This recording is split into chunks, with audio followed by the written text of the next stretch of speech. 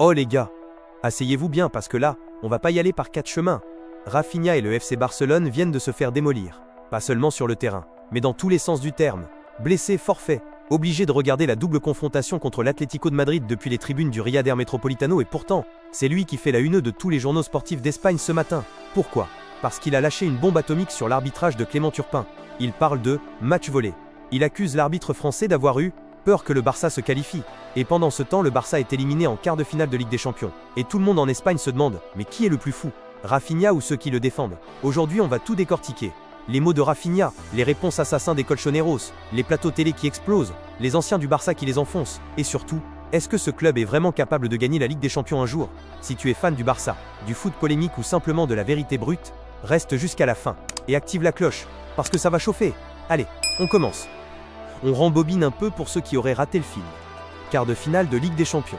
FC Barcelone contre Atlético de Madrid. Match aller à Barcelone, victoire 2-1 du Barça.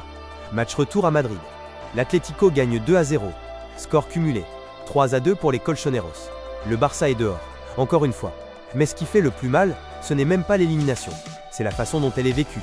Parce que Rafinha, blessé et forfait, n'a rien pu faire sur le terrain. Mais il a tout vu depuis les tribunes. Et ce qu'il a vu l'a rendu fou. Ce matin en Espagne, on parle plus de ses déclarations que du résultat lui-même. Et croyez-moi, ça en dit long sur l'état du club. Écoutez ces mots exacts, parce qu'ils sont lourds. C'est un match volé. Faire une erreur est humain, mais que cela se reproduise au match retour. On a très bien joué, mais cette qualification nous a été volée. L'arbitrage a été catastrophique. Ces décisions sont dingues. L'Atlético a commis d'innombrables fautes, et l'arbitre, Clément Turpin, ne leur a même pas sorti de carton jaune. Je veux vraiment comprendre pourquoi il avait peur que le Barça se qualifie. Boum!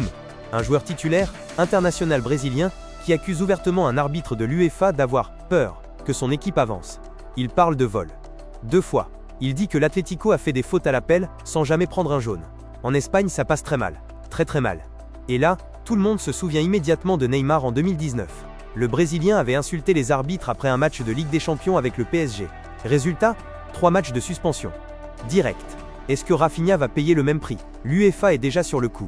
Et les journalistes espagnols sont unanimes. Oui, une sanction arrive. Mais les colchoneros n'ont pas attendu 24 heures pour répondre. Et ils n'ont pas été tendres. Coquet, capitaine historique, sort la phrase qui tue. C'est son avis, je le respecte, mais je ne suis pas d'accord. On n'a rien volé, et le carton rouge d'Eric Garcia était mérité. Juan Musso, le gardien argentin, va encore plus loin. Tu ne peux tout simplement pas parler de vol. Il dit ça comme s'il y avait eu 3 pénaltys ou 4 cartons rouges. On a gagné sur le terrain, on les a battus 2-0 là-bas. Dans le foot, le dernier défenseur prend un carton rouge. Traduction, arrête de pleurer, on vous a battu à la régulière. Et ils ont raison sur un point. L'Atlético a marqué 2 buts à l'extérieur, et le Barça n'a rien mis au retour. Point. Mais ce qui fait le plus de bruit, c'est l'attitude générale du Barça. Parce que ce n'est pas seulement Rafinha. C'est tout le club qui semble plus indigné par l'arbitrage que par sa propre défaite. Et là, les plateaux télé espagnols ont pris feu. Sur la COP, Manolo Lama, légende du journalisme, balance: ce Barça ne peut pas gagner la Ligue des Champions. Ils jouent comme des anges, le foot ce n'est pas juste attaquer. Dans El Larguero, Eduardo Iturralde, ancien arbitre international, est encore plus cash. L'UEFA va sanctionner Rafinha pour avoir parlé de vol. Comment tu peux dire ça en fait? Neymar avait dit quelque chose de similaire et avait été suspendu 3 matchs. Sur El Chiringuito, c'est le festival du chambrage. Alfredo Duro débarque avec une banderole énorme. Comme le PSG avec Aitekin, l'arbitre de la remontada en 2017, l'Atlético renvoie le Barça à la maison. Le public explose de rire. Bruno Alemany, de la SER, en rajoute une couche. Combien d'équipes se qualifient en demi-finale en marquant 2 buts? Aucune, je crois. Qu'il arrête de se plaindre seulement de l'arbitre. Et Santi Oval conclut: il y a plus d'indignation contre l'arbitrage que de déception pour la défaite. Les Barcelonais pensent que tout leur a été défavorable. Même le journal AS parle d'une attitude déplacée de Rafinha, qui est venu faire un geste provocateur devant les supporters madrilènes, comme pour leur dire: on se reverra au prochain tour. Bref, le Barça est non seulement éliminé, mais il est aussi ridiculisé publiquement. Et même en France, les anciens Barcelonais ne les ont pas épargnés. Thierry Henry et Samuel Umtiti, interrogés ces dernières heures, n'ont pas été tendres avec leur ancien club. Ils pointent du doigt la même chose. Une équipe qui se plaint plus qu'elle ne se remet en question. Henry, on le connaît, il ne mâche jamais ses mots quand il s'agit du Barça. Umtiti non plus. Ça fait mal quand ce sont tes propres légendes qui te lâchent. Alors, au-delà de la polémique arbitrale, posons la vraie question. Est-ce que ce Barça a vraiment le niveau pour aller au bout? Rafinha dit qu'ils ont très bien joué. Vraiment, ils ont marqué 2 buts à l'aller et 0 au retour contre une équipe qui jouait sans son meilleur buteur. Ils ont la possession, ils attaquent, mais ils ne tuent jamais le match. Ils jouent comme des anges, comme dit Manolo Lama. Beau jeu, 0 efficacité dans les moments chauds. Et cette fragilité mentale, elle est criante. À chaque élimination, c'est la même chanson. On nous a volé. L'arbitre était contre nous. La VAR nous déteste.